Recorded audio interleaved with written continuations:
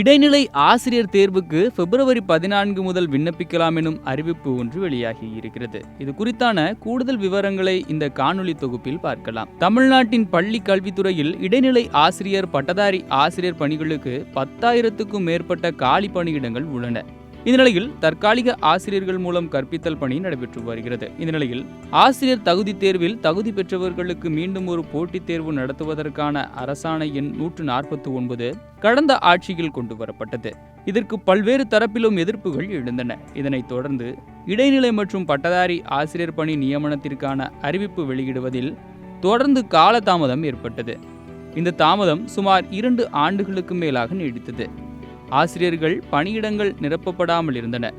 இந்த நிலையில் பள்ளி கல்வித்துறையில் தொடக்க கல்வி இயக்கு நிர்வாகத்தின் கீழ் செயல்படும் ஊராட்சி, ஒன்றிய, நகராட்சி, மாநகராட்சி, அரசு தொடக்க மற்றும் நடுநிலை பள்ளிகளில் நேரடி நியமனம் மூலம் இடைநிலை ஆசிரியர் பணியிடங்கள் நிரப்பப்பட உள்ளன.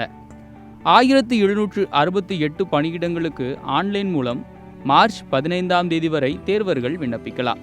இடைநிலை ஆசிரியர் பணியிடங்களுக்கான தேர்வுகளுக்கு youcanapply.com என்ற இணையதள முகவரியை தேர்வு செய்து லாகின் ஐடி மற்றும் பாஸ்வேர்டு ஆகியவற்றை உள்ளிட்டு விண்ணப்பிக்கலாம்.